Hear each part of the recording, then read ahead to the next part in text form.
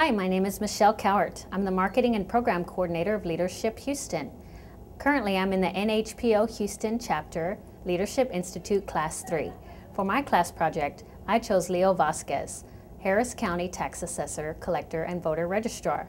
I chose Mr. Vasquez as my leader because he exemplifies true leadership. He has experience in both the business sector and the government sector as well. He's gone to great lengths to give back to the community, and I hope to achieve some of the goals that he's accomplished someday. Child growing up. Sure. Thanks for having me, Michelle. My whole family is really here from Texas. My mother's from San Antonio, and my father from a very small town down in South Texas. It's called Asherton, Texas, which is in Dimmitt County, about 72 miles northwest of Laredo. And again, from my mother's family is actually from Mexico and Monterrey, and father's parents from, I think, really one side of the border or the other. We're not exactly sure which. So that's where it all started. So Texas has always been home for us. And tell me a little bit about your school education. What was your neighborhood like? Okay, well, actually, a little bit different neighborhood in my case is that my father was an Army officer. He went through ROTC at St. Mary's University in San Antonio. And so we moved all over the world, literally. I was actually born during my father's first tour in Germany, in Wiesbaden, Germany. And then we moved all over the place from there, all over Texas, from El Paso to San Antonio to Fort Hood. I think we've lived in states such as, let's see if I can get it all right, Colorado, Washington State, Kansas, Pennsylvania, Virginia, and also in Nicaragua. And again, my last 2 years in high school, my father was actually stationed in Germany again, where he had a battalion command. So I was born in Germany and graduated from high school in Germany as well. So you traveled extensively as a child. Tell me how that impacted you, living in different places and meeting different people. Right, I think actually it really gave me a great opportunity to see more of the world and get a much broader perspective.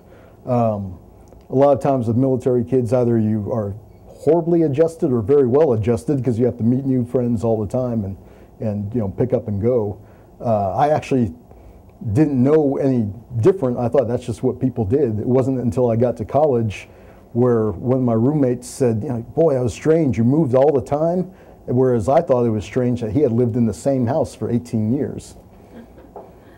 Tell me a little bit about traveling and, I lost my train of thought. Let's move on to school. So once you moved on to your formal education in college, tell me what it was that your upbringing did to encourage you to continue on with your education. Well, the upbringing is kind of interesting. By the way, the college I ended up attending was Yale University in New Haven, Connecticut. And again, that was just such an honor to be accepted. And I really didn't understand what a big deal it was until after I already showed up there in New Haven. It was always a given to me and our family that my parents said, you're going to attend college. It wasn't a maybe or not. I mean, you're going somewhere. And I think that was really important to be grown up, being brought up with that kind of attitude that, of course you're going to college. And again, you're finishing in 4 years too. That's also really important to do as well. So again, some of that extra perspective helped out a lot, growing up as that being the basis for what we're doing. So there was never you might go to trade school, you might not go to college, you might travel. It was you are going to college. Yes. I mean, although I think the options were always open to us, and me and my two younger brothers, both of whom also kind of followed along going to college, one to the United States Air Force Academy, and then the other to actually follow in my father's footsteps at St. Mary's University in San Antonio. Right, it was a great opportunity, and I'm glad that we and my parents supported the decision to, once I got accepted, go for it, take it, even though we had no idea how we were possibly going to pay for it. And I really encourage everyone who's making those kinds of decisions right now to don't let finances make your decision. There's always going to be some way to pay for it, and there's going to be student loans, and you can work in the dining hall like I did, but it's all worth it to get into whatever the best school is that you actually get accepted to. It's very important to take that advantage. And it's not only the teachers, the professors, and the schooling, the actual formal education that's valuable, but also the people around you.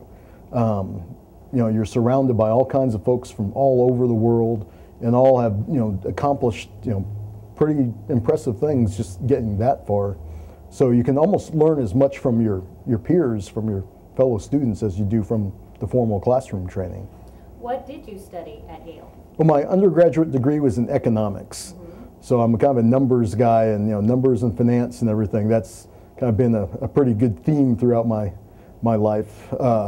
After I graduated from Yale, again with the bachelor's degree in economics, I actually went to New York City and started working on Wall Street with an investment research firm called DataStream International. It was actually a UK-based firm, but our offices were in New York City. And coincidentally enough, our offices were actually located on the 90th floor of the World Trade Center. My first office was basically right looking out the window where just about 10 stories under where that first airplane hit on 9/11. Wow. So you've been in this building that's no longer there. Right. It was pretty devastating to me to have that happen and see that, just knowing that that's such a massive structure, how that could collapse, and just how that could happen, and knowing how many people work in that building, in that area. So that New York experience was actually really, really good for me. And again, kept more with an international theme, was an international research. From there, I actually, again, continued pursuing higher education and applied to the Columbia University Graduate School of Business, where somehow I got accepted again. And so I was able to go get my master's degree in business administration, my MBA, at Columbia University there in New York. Most people, maybe they don't graduate high school, but if they do, they go on to college. But many of them don't pursue a master's degree. Tell me what drove you to pursue your master's, your MBA. Again, I think that's part of a product of the environment and where I was at, and there in New York, and there's lots of different Ivy League graduates there. And also, graduates to the top folks from, UT or U of H, they can all be up there as well. You run into, people from everywhere, and, when you're surrounded by a lot of driven people and motivated people, that kind of helps you, stay motivated yourself and try to achieve a little bit more. And part of that, I wanted to get the MBA and wanted to make sure it's from one of the top schools. And so and again, pursuing that numbers, area, I got my concentration, and it was in finance for my MBA as well. So that really helped kind of build upon the economics degree from undergrad. And what were your plans to do with this education that you attained? Well, it was business, was the goal, somewhere in business. And I actually took kind of a strange, left turn after business school. I was pursued, contacting some of my old clients from the investment research consulting days. And I ended up joining a group of individuals who, this was during we hear about the current recession right now and all this banking crisis. Well, back in the late 80s and still, cleaning it up in the early 90s was the old days of all the S&L crisis, the savings and loan crisis. I kind of came in at the tail end of that and worked with a firm, actually coincidentally, a group of mostly Hispanics, who got together and formed a firm to go after different contracts to help work out the different savings and loan RTC, Resolution Trust Corporation days. So actually there was a group of 4 of us, and 3 of us were Hispanics. Between us, we had a Yale degree, a Columbia MBA, 2 Harvard MBAs, 2 CPAs, and probably a couple more things. So it was a pretty interesting group to to start working with. Tell me a little bit about anybody that has helped you along the way. Do you have a mentor that you can say really helped you become the man that you are today? Well, I'm actually pretty proud to say that the first most influential mentor in my life was probably my father, who was, like I said, an Army officer, and really was one of those no-nonsense individuals. I indeed learned how to grow up saying yes sir and yes ma'am. But again, it was more, wasn't brought up in the environment where there were white people and black people and brown people and Hispanic and such. Everyone was green to me. We were all in the Army, and we understood the ranks. And as far as I could see, people saluted my father just like anyone else. And I, later came to realize it's just that no nonsense, hard-working, keeping your eye on the ball type of, being level-headed and focused, and that I think really helped influence me, a great deal, and even still today, taking that kind of background, and I try to stay as calm as I can, even when the road gets kind of bumpy. But I think that really, can serve everyone well if they follow that kind of plan and that kind of idea. Tell us about your road to the Harris County Tax Assessor, Collector, Voter Registrar that you currently hold. Well, it's not something that just happens overnight. Something that I know is part of NHPO's program and plan is trying to get everyone more active and more involved in the community. And this happened over the course of a whole bunch of years of helping others, being behind the scenes, working on different boards and different, both from cultural boards to political organizations to actual government boards.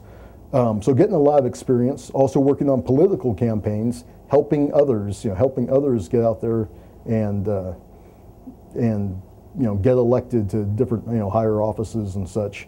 All of those experiences really kind of build up, where you build that network of friends and acquaintances and some others who are somewhat mentors to you as well. I mean, I would actually count today U.S. Senator John Cornyn as one of my actual mentors, where I know I can pick up the phone and he may not answer on the first ring, but he will call back and share his words of wisdom and some advice.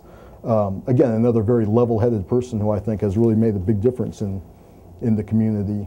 So once you do put in that kind of time, I mean, again, it was probably 15 years of being here in Houston, Harris County, working to help others, being involved with the programs, the Hispanic Chambers and the Greater Houston Partnership, and now even NHPO, which I'm really happy to be a part of.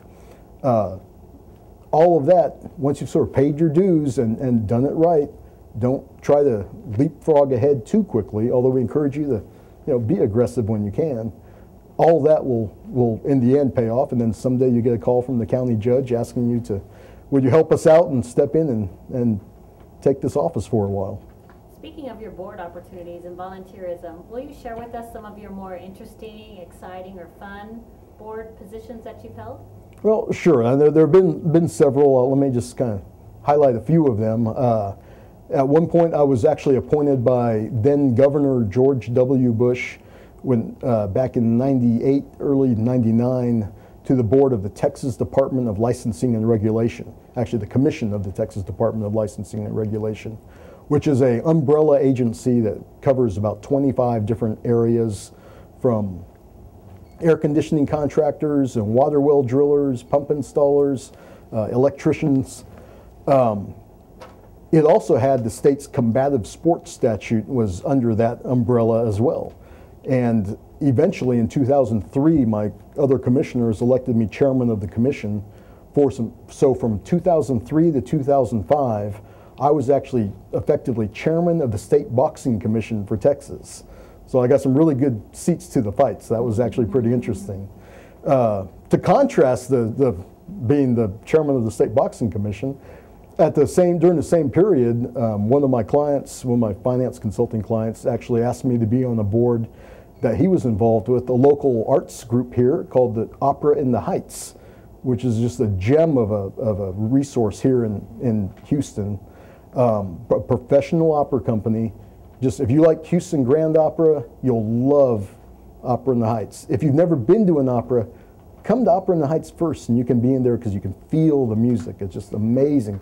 People from all over the country come to audition for this little professional opera company here. Eventually, I was chairman of that board as well. And so at the same time, I was chairman of an opera board and chairman of the boxing commission. It's kind of a little interesting juxtaposition there. That is interesting. What are some of your other interests that you hold? What do you do in your free time? Well, in my free time, the little that there, my free time, I go to board meetings. So the actual, free time, I guess, one of my fun things. Again, I do have the requisite nice set of the golf clubs, but there's a layer of dust on them, unfortunately. But I do have some two-wheeled toys that are kind of loud at times, and my two Harley Davidsons are my fun toys to get out and really get out on the road and just sort of forget about all the daily grind and everything like that. And that's just a great release. I think it's important for everyone to have something that brings them away from where you're thinking about business and thinking about the boards and thinking about what you have to do next. It's really important to have that kind of outlet.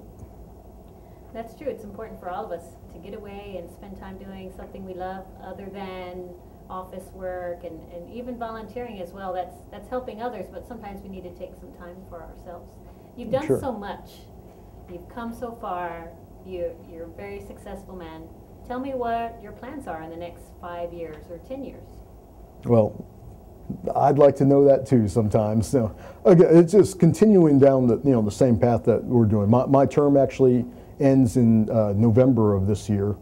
So from there I'm going to be going back into the private sector, and then continuing either in my previous position. I was actually chief financial officer of a group of companies here in town, actually a global operation that I was involved with in the coffee industry of all things. And Houston is a big port for coffee that people don't realize. So I've been chief financial officer of that, done a lot of mergers and acquisitions, which I'm always really interested in doing. A lot of due diligence, looking at other companies, seeing how they run.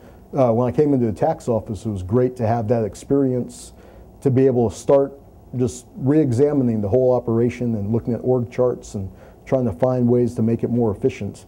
So I'm looking forward to doing that again in the private sector and finding some more opportunities, whether it's a CEO or CFO or even a management consultant, working down those paths. Talking with a leader such as yourself has been very enlightening. It's very interesting to hear your past experiences, and it really is exciting to know that a regular person can achieve your goals as well. Can you share with us a little bit about what you think is a leader, and share with us a little bit about what we can do to be a leader like yourself someday? Well, again, I think everyone can and really is a leader in their own right. I mean, again, around your circle of friends, you have everyone in HPO, everyone around us has their own sphere of influence. Now, so you may not be leading a 500-person operation at the tax office, but you still can influence those around you. And part of it is encouragement. Part of it is, perhaps inspiration. Trying to provide inspiration. And everyone can do it on different scales. So it's really important to always try to kind of practice those little areas of leadership, even on the smaller scales. It's important. My only other advice is just make sure to get involved. It's really important to get involved, and don't worry about being the chief. Don't worry about being the number one on day one. It takes some time. Pay your dues. Join these different boards, whether it's a charitable board or a political board or a business commerce type of thing, and then join a committee and be an active member of the committee. I actually encourage people, don't spread yourself too thin. A good trait to learn, a really good thing, is being able to say, I'm flattered for you asking me to be on this board, but no thanks, I just really can't do it right now. I'm already committed. So when you get on the board, make sure you actually are doing some good work and making it, providing a positive impact.